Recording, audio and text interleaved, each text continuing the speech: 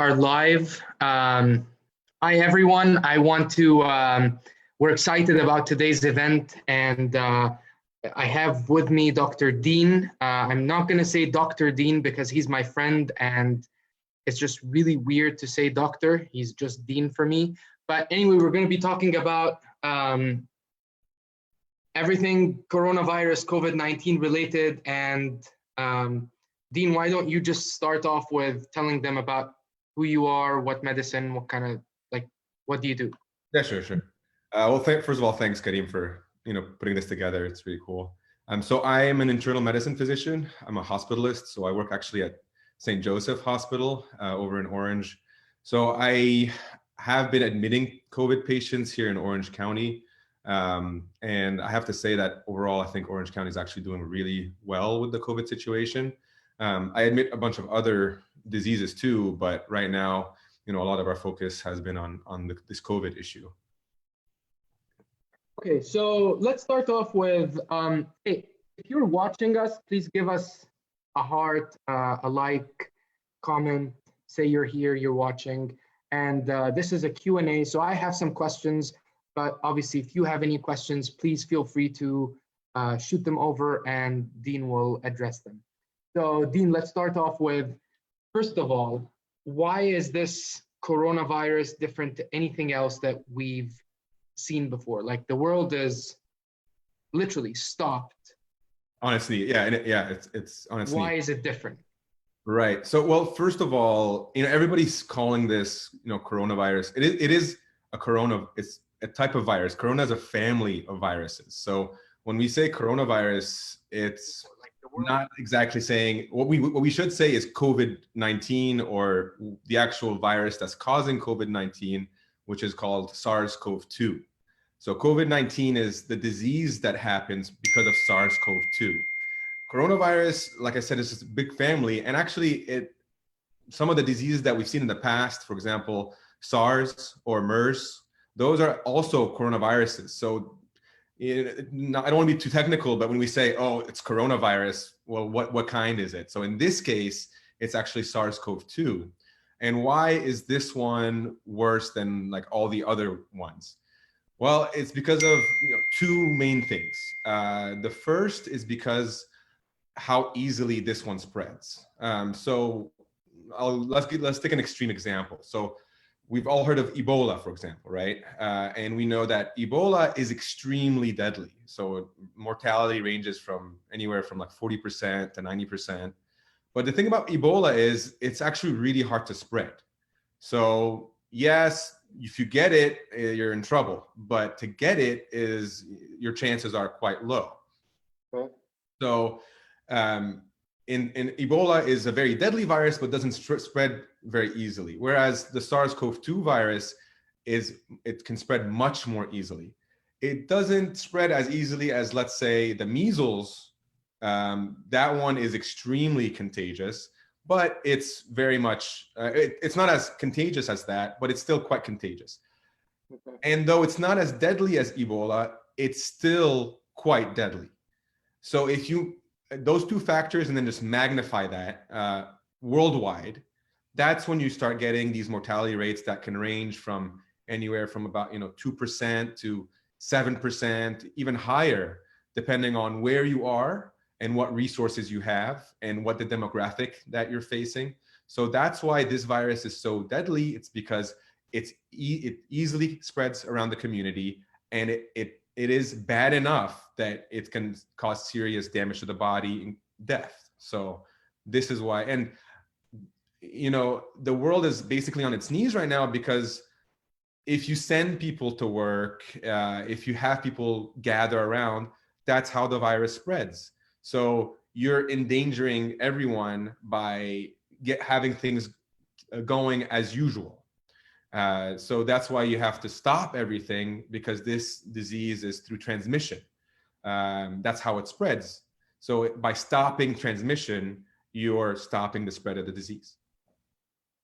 Got it. Okay, so let's talk about Orange County in general, and that's where you're on the front lines. So what are the numbers? How accurate are the numbers? Do people even focus on the numbers? Okay, Great question. So the Orange County is actually doing in my opinion, a phenomenal job. So this information is public actually. So Orange County, as of today, the counts are, well, as of yesterday, I should say, because there's a 1 day delay. There's 1,425 confirmed COVID cases, okay, Okay. in Orange County. And Orange County's population is about, 3 million, a little bit over 3 million. So you're talking about like a fraction of the population has this confirmed virus. And out of those 1,400 or so, 25, so far 25 reported deaths. So you're talking about, I think that's like a 2% mortality about. So it's very small. It still matters. I mean, you don't want that could be your grandmother, your grandfather, but this is compared to like New York. New York has 120 something thousand confirmed cases. And this is New York City, 120,000 confirmed, and their death count is about 12,000. So they're in a much different situation than Orange County. So I'm talking about specifically Orange County. I'm not including LA. I'm not including anywhere else in California, just Orange County. And I think that it's because of the mitigation that was done here in Orange County, that everyone could stay at home. Only essential workers can go out, limiting interaction. I think the infrastructure of Orange County helps a lot.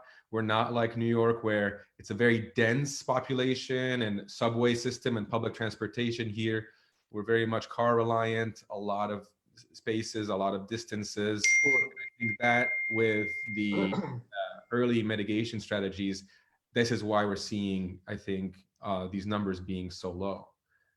So I'll get back to the numbers, but Keith here says, I have a million questions. I agree that OC is doing an outstanding job. Number one question is COVID-19 a man-made virus? So let's address that first. I think this is like when we go into like conspiracy theories and that kind of thing. I don't believe so. I think so. I'm gonna reference a little bit of pop culture, I guess. So I think a lot of people have watched the movie Contagion, which I actually think is a really good movie. If you haven't, I do recommend it. It actually does like a really good job just telling a story of this kind of phenomenon. And we've known that this kind of thing can happen for some time, actually, because of just how then we're now, with globalization, we're everywhere. I mean, humanity is spread everywhere. And with the way certain people have certain practices, so in this case, I'm talking about the wet markets. So like in China with the wet markets, or any place that has a wet market. And by that, I mean that they're bringing in livestock that is varied. So we're talking about animals and different kinds. So like pigs, bats, birds, insects. What you're doing when you bring all these organisms together is you're basically creating the perfect nidus for to create these strains of viruses to help the mutations occur. Okay, and you're promoting these mutations in these viruses. So, for example, a bat has a certain virus that's only bats can get. Well, now this bat has been exposed to pig or to insect or whatever, and now these viruses are exposed to the viruses of that animal or insect, and then that combines, or certain mutations happen where you get this new strain, and this strain now infects humans. So I don't think it's man-made. I mean, we already have the recipe in the world to have this happen, and the infrastructure is already there. Travels, every flights are international. It's very easy, so everything's already in place. Got it. Another question Keith has is, he says there's so many moving parts and considerations on when and how we can open up and I guess go back to normal life. So what's your take on that? What's the timeline? Like, give us some input on what you think is going to happen or how things are going to evolve from here. okay. That's a tricky question, and that's because this I don't think only involves medicine. I think this involves like the economy and politics and whatnot. But Absolutely. I think that by and large, I think we all have come to terms now. I think that there's going to be a new normal. I don't know that necessarily things are going to ever be the same as before. I think this moment is going to go down in history, and a Oh, lot of absolutely, yes. oh yeah, and I think a lot of things will change. Um, definitely. So I guess I'll kind of tackle this question from a different way. So if we're talking about from the medicine standpoint, um, I think that we're going to see a lot less cases in the summer. Okay, I think once summer comes, we don't know. By the way, we're not sure. But if it follows other coronaviruses, the pattern of other coronaviruses, then we should expect that in the summer, the coronavirus spikes happen in the fall, winter, spring. Okay, and by summertime they die down. So we expect if COVID-19 does the same, that it's going to slow down by the summertime. And that's when we can expect some degree of normalcy. Okay. Um, I do think that a lot of us think that is probably going to come back in the fall and winter. That was another question I had. Are we going to see it kind of come back and same form, better, worse? Are we more immune to it? How does this evolve? Great question. I'll get to that. I'm just going to finish Keith's, I think, question. Um, so summertime, I think we're going to have some normalcy, return to normalcy. What that means for normalcy, I'm not sure. I think we're going to be seeing a lot of work shift to homework, and like a lot of different, maybe even cultural norms are going to be established. I don't think the economy is going to fully recover for a long time, and I think it's because this isn't one of those events that like, oh, it happens and then we're okay, or once we get past a short amount of time, everything comes back. I don't think so. I think that with this uncertainty, it's going to create, I think, a little bit of issues with the economy, and going into the fall and the winter, if this comes back, which is there's a high probability, then I think by then we would have understood more about the virus. Sorry, by the way, this cough is from an old infection. It is not COVID-19. As I was saying, so going into the fall, I think we're going to have better mitigation strategies, and we're going to understand the virus more.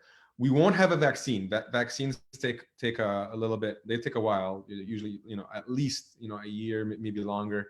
But we're going to at least have had some trials and some of the medications that we're doing. Right now, nothing is proven to, really proven to be to work. We are actually right now doing trials with different medications. So we'll see the results of those, and maybe those will have something promising. So I think come fall and winter, I think it's going to, even if it comes back, I think that it's going to be a lot better than what we have. This is kind of, nobody knows what the heck's going on. I think by then we're going to be a lot better informed. Okay. There's been a lot of talk on vaccines, and they're trying new stuff. They're trying different things. So I think we're edging closer. How far we are, I guess no one knows.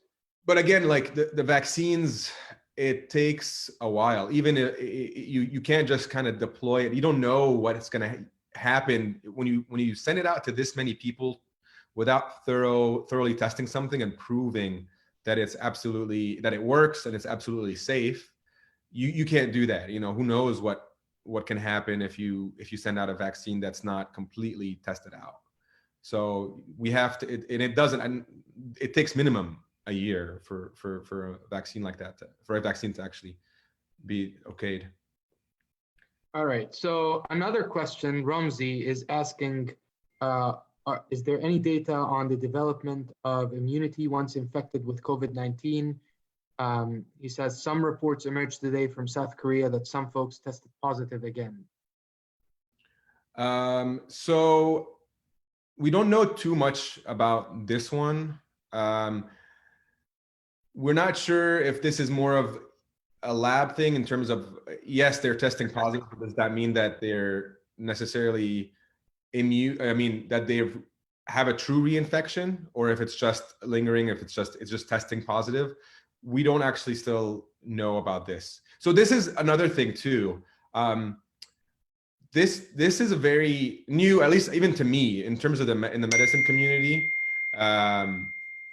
and it's we're all learning together. I'm having weekly video conferences with my colleagues, maybe once, twice, sometimes more, and we're all trying to tackle these things together, because up until now, most things in medicine have been studied, or a lot of things have been studied or understood, and we have guidelines and things. Whereas a lot of this, I can tell you, I don't know, and nobody really in the community, in the medical community, has the real answers, because we're discovering things as things happen. So this is one of those things that we also still don't know. Okay, got it. By the way, is the link working for a lot of, because I'm getting sometimes some people saying they're not able to join based off the event link. Let me. Okay, so it's on my business page. I don't know if it's not allowing people to see it there. So let's share it to personal accounts.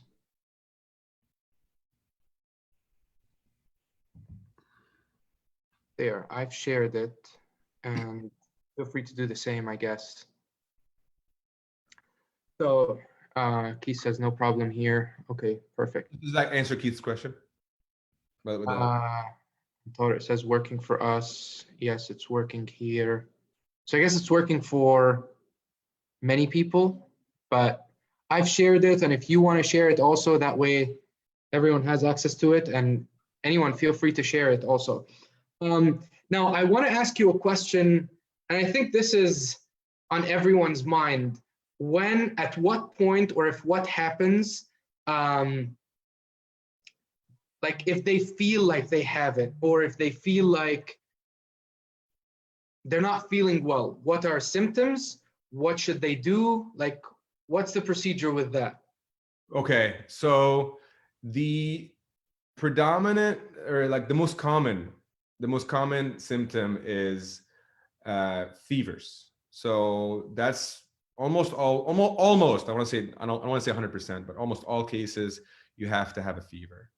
And we're talking about greater than 100.4 degrees Fahrenheit. And the next in line in terms of the most common symptoms are respiratory. So we're talking about cough, shortness of breath. Those are the most common symptoms, but you can have others. For example, I admitted one patient where he had fevers, he had fatigue too. That's another common one, fatigue. But he actually didn't have respiratory symptoms. I asked him multiple times, he didn't. What he had was vomiting and diarrhea. Now, this is not the usual. This is it's an outlier kind of thing. We're talking, the most common is fever, fatigue, cough, shortness of breath. But fever doesn't automatically mean COVID-19, right? Absolutely. Right. So, I mean, you can have fever with literally any infection, pretty much. So if you have skin cellulitis, you can have it. If you have a stomach bug, you can have it. So just having fevers by itself isn't, but I'm just saying those are the common symptoms that you get with COVID-19. So what do you do if you start feeling this? What do? You contact your primary care doctor. That is your point, like that's your contact person. Once you call your PCP, they then will direct you on what to do next. Get tested, stay at home. So this is a little bit of a, depends on where you are, what access to resources you have. So this is why we say contact your PCP. They'll direct you on what to do next. Now, obviously, if your symptoms are so severe that it's an emergency, you go to the ER. So, hopefully you don't wait until then, but if you happen to have life-threatening or emergency type symptoms, or if you just someone's just really looking very ill, then you take them to the ER and we will assess there. So someone just asked, Sarah asked, at what point do you need a ventilator? So this is more of this is a very technical question. So different hospitals have different protocols on that. I can tell you that our hospital tends to be, we're on the early intervention side. So when we notice someone is having severe respiratory distress, for example, they're just breathing so fast that they're going to tire out. They're just breathing much faster than the normal respiratory rate. Then we will intervene by intubating, because we don't want, what happens if you let someone like that go is they crash. So they can't breathe anymore. And you do not want that situation to intubate or put someone in the ventilator. You want to do it early. If we notice the oxygen levels are dropping below certain points, same thing. We also intubate at that time because we don't want it to wait until it's too late, so to speak. So that's when we intubate, and we intubate anyone with that criteria. Of course, someone that's older or has more diseases, then we are even more cautious, and we might intubate even earlier than somebody, say, that's much younger or relatively healthy. So another question, Tore is asking, is there an ability to get tested privately through a paid-for test? Insurance companies and health providers are not necessarily telling us to come as long as the symptoms are manageable. Yeah, I personally don't know of any private companies offering the test. I know that there's like drive-through sites. I think San Clemente has one, but you actually, the requirement for that one is you have to call your primary care doctor and get an order from them. So as of now, I don't know I don't know of any place that can provide you with a test without a doctor's order. Okay. And another question, Michael is asking, what has been the most challenging part since the pandemic got strong, and what has been most rewarding? I'm not sure if this is for your work but yeah, I guess you can answer it that way. So if this question is just for me specifically, like with what I'm seeing with my work, I would say the most challenging part is trying to keep up with the new developments that are always coming up. And this is why I have these weekly and bi-weekly meetings with my work, is because guidelines are changing, right? Like, what is it? 3 weeks ago, less, we were telling people you don't need to wear face masks. Now it's cloth face masks. So things kind of, and it's the same thing in the medicine aspect. Before we were saying, oh, when should we intubate? At what level? Or can we make them wait? Can we start something called BiPAP on someone? If so, what kind of room are they in? What kind of what kind of precautions, airborne, droplet, so these things kind of have been shifting. So I just have to, be up to date. And I remember when we first started getting some of the COVID patients, a lot of us were like, is he a COVID patient? Is he not a COVID patient? He's got fever, but I mean, he's got this other thing. Is it not? And then the chest x-rays, we look at the chest x-ray, and is this just regular pneumonia, or is this a COVID type of pneumonia? So now that we've seen more of these, now it's much easier. I'll get a patient and I'll say, yeah, we have to test him. We call it PUI, person under investigation. We have to see if he has COVID or not. The rewarding part. Rewarding part would be validating, I guess, when you admit and you see that, yes, it's a COVID patient, and then to see them recover. And there's a lot of recoveries. So it's a definitely rewarding feeling. That's good. So a couple of people here saying about drive-through or some sites like that. So Ramzi's saying there's one in Westminster. Tariq said in the VA hospital in Long Beach. Someone said by the Dodger Stadium. Okay, so couple of questions from moms, including Sarah, my wife. And they're basically asking, how does it affect kids? May is asking, since they can't wear face masks, are they okay to go out in public, basically? Okay, great question. So one thing I want to mention, and that is a lot of these questions and the answers to them are actually on the CDC website. So I really recommend people check out the CDC website for this. They go through a lot of different scenarios. It's actually, I'm kind of impressed. They're pretty thorough. And the question, for example, about um, I'm going to start with face masks. So if a kid can't put a face mask, you don't put a face mask.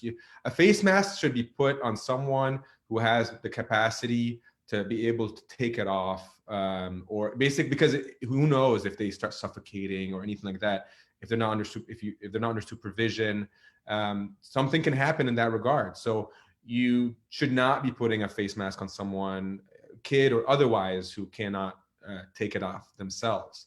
To answer the other question about kids getting infected, they can, but they exhibit symptoms much less, and it affects them much less. So this is predominantly, so 80% of people that get COVID, or 80% of cases, I should say, of COVID cases are mild symptoms. The rest, that 20%, the overwhelming majority is happening to people, above the age of 65, also above the age of 45, but those people have what we call comorbidities. So they have other diseases as well. And those are the ones that we're seeing the deaths in. People less than 45, it's happened.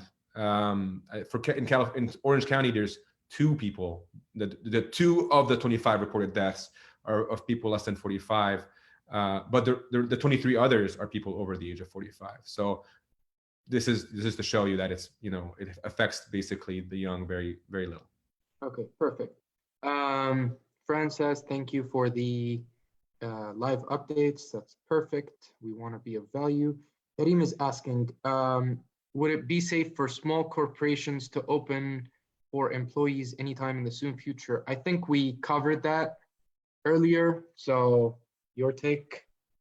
Yeah, this is a very much, I don't, it's an uncertain time. I mean, there's going to be a new normal. I mean, the economy can't just halt. I think there's going to be a lot of shifts that's going to happen to allow companies to still go on and possibly even start. But how it's going to be, and in terms of, are you going to be going to work physically and all these things, I think in the summer we're going to get a break, a breather, I think. But then once fall comes, and you're talking about long term. If you're talking about long term, there's going to be another way. I think there's going to probably be another wave, fall and winter.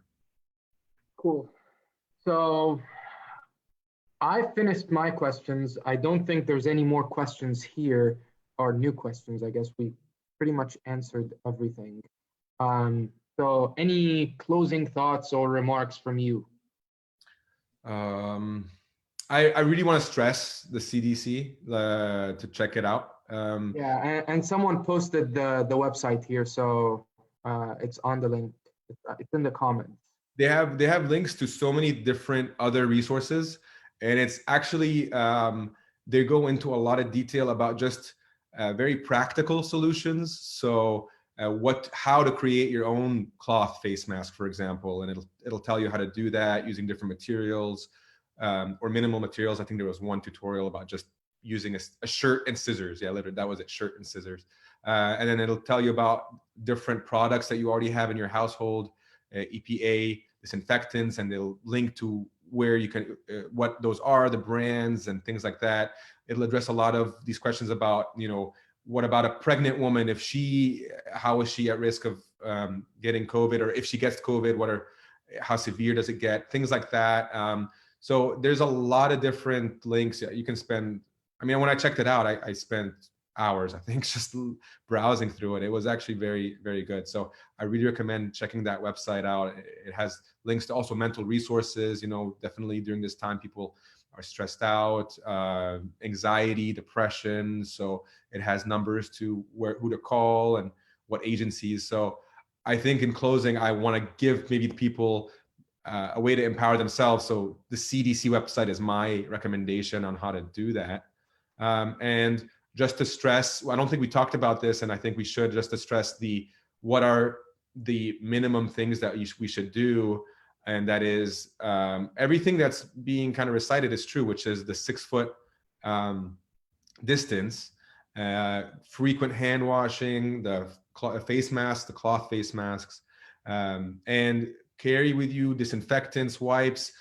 If you go to, you want to wipe down things that people touch often. So if you go to the gas station, wipe down the pump. If you go to work, wipe down your keyboard, the doorknobs. So this virus is a transmittable virus. So you just want to limit the spread. If you limit the spread, you limit who gets infected. I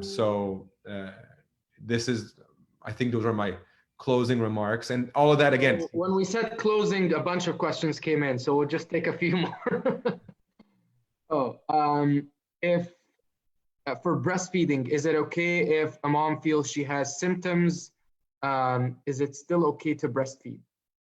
Okay, so far, again, this is one of those territories again that's kind of gray. We don't know that much, but so far we've noticed that it's not in breast milk. And so you can do that. You would have to wear a face mask even when you're going to breastfeed directly. The recommendation is wash your hands, wear that face mask, and you can breastfeed. You can also pump. So we just have a designated pump just for that as well. You, as of now, yes, it's fine to do that. The CDC, there's a section on that. So, and they go into it. Maybe I think someone just, Ramzi again just posted that, so it's there. Okay, another question. Are pets liable to contracting COVID-19? Excellent question. Okay. So the one reported case in the United States about an animal getting it was a tiger in New York. In a zoo or something, yeah. And if anybody watches Tiger King, that was good times. A lot of good comedy came out of that. But if we're talking about just regular, and I think that's like one of the only cases. I'm not sure if anymore, but it basically, no, generally it's not transmitted from an animal being infected and infecting humans because the animal is symptomatic. But you can still get infected if, for example, a human who is infected with COVID-19 touches the animal, and now on the animal, like the animal's fur, he has the virus, and then that is someone else touches the animal and gets it that way. So you can get it in that respect, but the animal being symptomatic and giving it to others, no. Right now, it's believed now to really be, this is a human to human now transmission. Perfect. I think we will wrap up, and I want to say thank you to you. My pleasure. Thank you for the time. Thank you for, I think it was a lot of great information to everyone that joined and that's going to watch later. So thank you, and thank you, of course, for you and all the medical professionals out there for all the service that you guys are doing a phenomenal job. So really appreciate that, and it's an honor to serve the community. All right. Thank you, everyone that watched. And Dean, again, thank you, sir. All right. Take it easy, everyone. Stay safe. Bye. All right. Bye.